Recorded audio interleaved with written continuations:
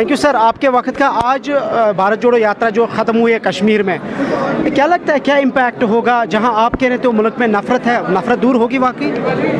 नफ़रत तो दूर होती जा रही है और देश की आवाम ने हमें दिखा दिया है कि वो इस वैकल्पिक पथ पर चलना चाहते हैं जहाँ की प्यार और मोहब्बत और घृणा न हो।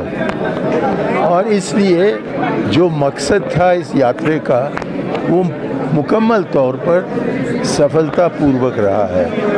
अब आगे देखेंगे कि चुनाव के जो चुनौतियां हैं उनका सामना कैसे करेंगे, लेकिन वो आपको बताया जाएगा 31 तारीख के बाद।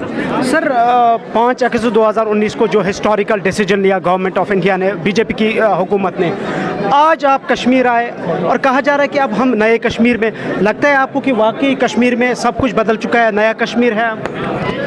मैं तो समझता हूँ कि यहाँ बहुत ही तनाव है क्योंकि लोगों के दिल पर बहुत बड़ा चोट लगा है और उस पर मरहम लगाने का काम शुरू भी नहीं हुआ है।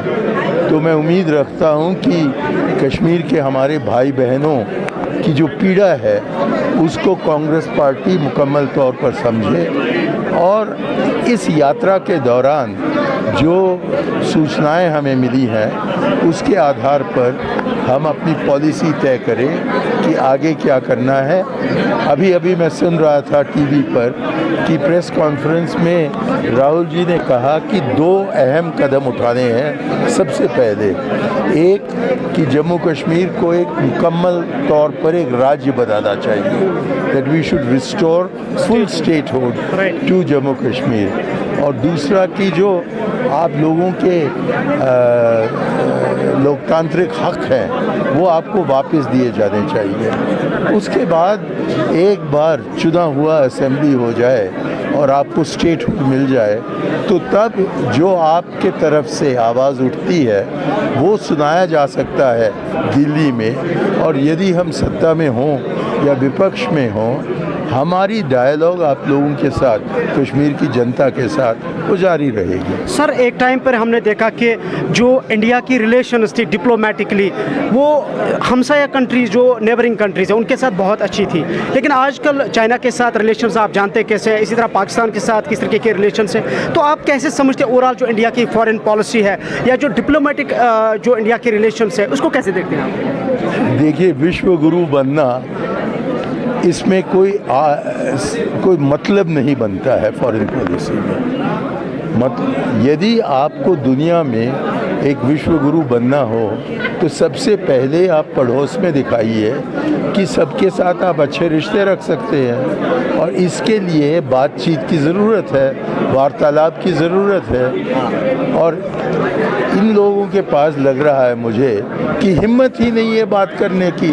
हिम्मत है सर्जिकल स्ट्राइक करने की, लेकिन इतनी हिम्मत नहीं है कि उनके सामने रूबरू आप बैठकर बात कीजिए और पूछिए उनसे कि, और उनको बताइए बिल्कुल साफ जो आपको कहना है और उनकी जो बात है उसको भी सुनिए और देखिए कि किस हद तक इन मिसालों का एक हल निकल सकता है। ये नहीं करने को तैयार हो तो अलग अलग तरीके से बात करते हो।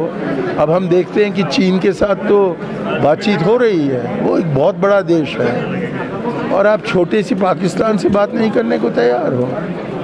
तो हमें सबके साथ बातचीत करनी चाहिए। ये नहीं कि हम अपने हित को छोड़ दें या हम अपने स्वार्थ को छोड़ दें। अब ये कहें कि बातचीत के ज़रिए जो हमारे मन में फ़िक्र है वो उनके सामने हम रखेंगे और जो उनके मन में है उसको हम सुनेंगे।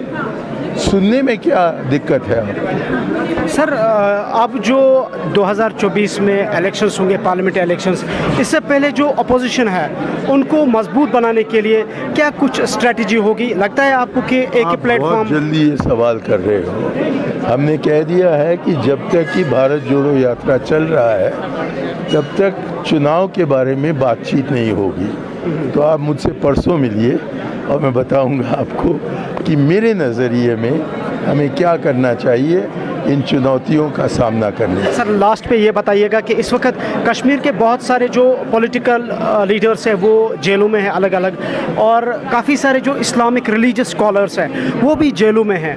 तो आप कैसे देखते हैं, और जो इस वक्त गवर्नमेंट किस प्रिज्म से इस वक्त जो दिल्ली में बैठी है तो कश्मीर को देख रही है? इमरजेंसी के दौरान मशहूर केस था सुप्रीम कोर्ट में ADM जबलपुर नाम का, और उसमें तय किया गया था कि जो कहते हैं कि हेबियस कॉर्पस, जो लैटिन के शब्द हैं और जिसका मतलब बनता है कि आप व्यक्ति को पेश कीजिएगा, उस पर अब तक कश्मीर के सिलसिले में ख़ास तौर पर 5 अगस्त 2019 के पश्चात सुप्रीम कोर्ट ने अपना कर्तव्य पूरा नहीं किया।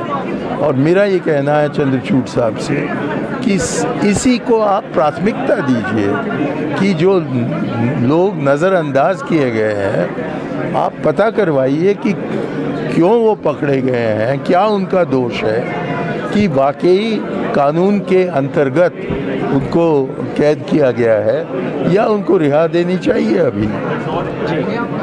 तो सर इस टाइम बहुत सारे लोग हमारी चैनल पे आपको देख रहे हैं, आप कश्मीर में आए, क्या कुछ मैसेज होगी आपकी? प्यार मोहब्बत, मैं तुझे प्यार करता हूँ, बस यही है एक संदेश। Thank you very much. ये थे हमारे साथ मनीशंकर आयर जी। देखते रहे कश्मीर न्यूज़। अल्लाह हाफिज़।